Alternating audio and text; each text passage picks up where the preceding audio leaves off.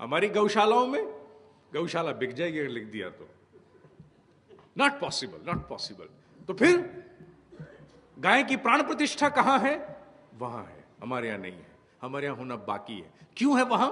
क्योंकि उन्होंने गौ को वेलनेस के साथ जोड़ लिया है, अपने स्वास्थ्य के संवर्धन के साथ जोड़ लिया, रोग प्रतिरोधक क्षमता के साथ जोड़ लिया है, अपने भीतर की ऊर्जा के साथ जोड़ दिया। और हमने सीमित रखा है पेड़ा खिलाने के लिए।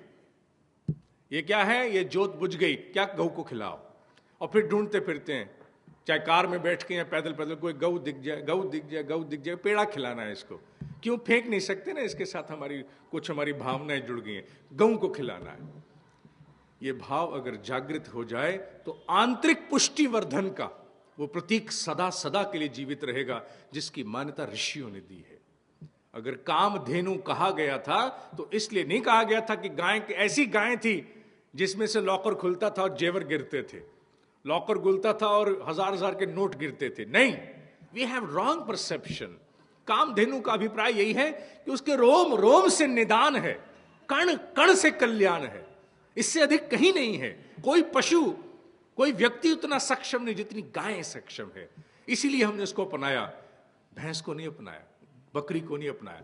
दुर्भाग्य की वो धर्म तक सीमित हो गया, उसे विज्ञान के क्षेत्र में आना चाहिए। तीसरा, भारतीय विश्वास परंपराओं के 3 प्रतीक, गंगा, गौ, गायत्री। गंगा प्रतीक है पवित्रता की स्थापना का, गौ प्रतीक है पुष्टिवर्धन का, और गायत्री प्रतीक है प्रज्ञा की स्थापना का। हालांकि गायत्री पर मैं यहां पहले भी अनेकों बार कह चुका हूं, उसके लेक्चर अलग से रिकॉर्डेड भी हैं। गायत्री अर्थात प्रज्ञा। प्रज्ञा माने फार साइटेड विजडम, दूरदर्शी विवेक। खाली विवेक नहीं, जो दूरदर्शी है, दूर की सोचता है, वसुधैव कुटुंबकम की बात करता है, जिसका दायरा बड़ा है, जिसका फाटक बड़ा है, जिसकी सोच बड़ी है, दूर तक जाती है, ऐसा विवेक। छोटा विवेक नहीं, फार साइटेड विजडम। प्रज्ञा की स्थापना गायत्री के द्वारा होती है। क्या सिर्फ मंत्र के द्वारा? नहीं। ये बात अब हम लोग लाखों बच्चों तक ले गए हैं कि उपासना, जिस पर पिछली बार कार्यक्रम था, उपासना का मर्म मंत्र तक सीमित नहीं है रे बाबा। तो फिर क्या है? उसका मर्म है कि भीतर एक भाव उत्पन्न किया जाए। हम लोगों ने उपासना को क्या बना लिया? बक बक बक बक बक बक करने का एक ऐसा अवसर। कल रात भी एक कार्यक्रम में मैंने यही कहा जाकर के कि हमने अपने हनुमान जी, दुर्गा जी के चित्र फिट कर दिए और वहां इतनी धूप बत्ती करते हैं, देखो तो हमारी उपासना स्थली काली हो जाती है। सो मच ऑफ कार्बन, खांसते हैं बेचारे हनुमान जी रोज आके धूप बत्तियां जलाकर इतना हम करते हैं, और फिर उसको ऊपर से बोलने नहीं देते हैं, सुनाते हैं जय हनुमान ज्ञान गुण सागर। सुन, चुप करके सुन, जय हनुमान ज्ञान गुण सागर, जाके पूछ लोग उजागर, अपने बोलते जाते हैं। वो बेचारा हाथ जोड़ के खड़ा हुआ है, पहले राम जी के लिए खड़ा, तब हमारे लिए खड़ा है। Come on, God save you. सुबह आता है, कुछ ना कुछ धुआं दे जाता है और फिर अपनी कह जाता है। उपासना का अर्थ था सुनना, try to observe, try to listen, try to absorb. वर्ण करना, वरेण्यम तत्सवितुर वरेण्यम, वह जो प्रकाश रूप है उसे मैं वर्ण करूं। वर्ण क्या करते हैं हम लोग? तो सुनाते हैं, come on listen to me, keep quiet, listen to me. तुम शक्ति के सागर, तुम पुंज हो, तुम ये है, तुम वो हो। रट रट के हम लोगों ने उसको इतना मोनोटोनस बना दिया है कि अगर भगवान से पूछा जाए वो कहेगा मेरी पूजा छोड़ो, गिव मी सम स्पेस, मुझे भी जगह दो, मैं सांस ले सकूं। गायत्री महामंत्र को वेद माता क्यों कहा गया? वेदों की मां क्यों कहा गया? जननी क्यों कहा गया? महामंत्र की संज्ञा क्यों दी गई? सिर्फ एक ही कारण से दी गई, क्योंकि इसमें एक भाव है जो बड़ा छोटा है और सबसे ज्यादा शक्तिशाली है। It is nano technology. क्या भाव है कि हे प्रकाश, मैं तुझे धारण करूं, पहले एक्सेप्ट करूं फिर धारण करूं।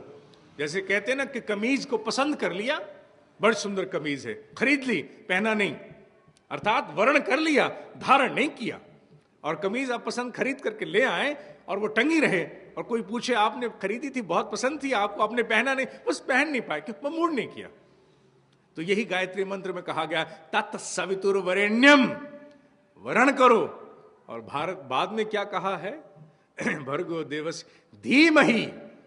धीमहि माने धारण करो, वर्ण नहीं करो, धारण भी करो। अर्थात हे ईश्वर, तेरे प्रकाश की मैं अवधारणा करता हूं, उसे मैं वर्ण करता हूं, एक्सेप्ट करता हूं, और साथ साथ धारण भी करता हूं। ओढ़ लिया है मैंने तुझे, आत्मसात कर लिया, अंगीकार कर लिया, जज्ब कर लिया है, मेरे रोम रोम में संव्याप्त हो गया है, वो मैं हो गया हूं। और जब व्यक्ति प्रकाशमय हो जाता है, प्रकाश से पूरित हो जाता है, तो फिर क्या होता है? अरबों अरबों मस्तिष्क के न्यूरॉन्स और दसियों लाख उनके ग्लायल सेल, जो नेति नेति यहां समाई है, वो एक एक करके जागृत होना शुरू हो जाती है। आप प्रकाश का भाव मस्तिष्क में रखते हो तो हाइपोथैलेमस ग्लैंड को ऑर्डर जाता है, केमिकल रिलीज करो। क्यों? हर न्यूरॉन को जागृत करना है। यह किसी और के द्वारा संभव नहीं है। अगर मस्तिष्क का विकास चाहते हैं, if you want IQ and EQ to enhance IQ, intelligence quotient, EQ, emotional quotient, क्योंकि गायत्री प्रज्ञा की देवी है। That means emotional intelligence, not only intelligence, क्योंकि खाली इंटेलिजेंस तो बड़ी गंदी होती है, मरता मर जाए, पानी नहीं पिलाएगी, क्यों, मुझे क्या। इमोशनल इंटेलिजेंस जो भावना संवेदना से पूरित है, ऐसी इमोशनल इंटेलिजेंस गायत्री में है। मनुष्य जब प्रकाश की अवधारणा करता है, इसीलिए गायत्री का इष्ट सूर्य को माना है, light, the source of light. कि सूर्य को प्रकाश मान करके अगर बच्चा 3 मिनट के लिए, आज तो बच्चों को यही तो हम लोग कहते हैं कि गायत्री मंत्र आता है नहीं आता है, फॉरगेट अबाउट इट, सूर्य के साथ तो बायस नहीं है तुम्हारा, सूर्य तो हिंदू मुसलमान नहीं है, अरे सूर्य तो सबका है, सबके लिए पोषण देता है। तो सूर्य के सानिध्य में जाकर 3 मिनट सिंपली से I am flooded with energy, I am flooded with light, इतना बहुत है। ये अनुभव करो, गप गप गप करके भर करके आ जाओ। क्या होगा? बहुत बड़ा आंतरिक विकास होगा। हमारे यहां 3 प्रतीक ऋषियों ने यूं ही नहीं बनाए थे, वो बहुत बड़े ज्ञाता थे। They were really, I should tell you, the scientists of the frontiers of several ages, युगों युगों के आगे चलने वाली साइंस थी वो। पवित्रता, पुष्टिवर्धन और प्रज्ञा, इसका विकास ज्यों ज्यों जिस जिस जीव में होगा, वो धरती पर देवता ही होगा। धन्यवाद।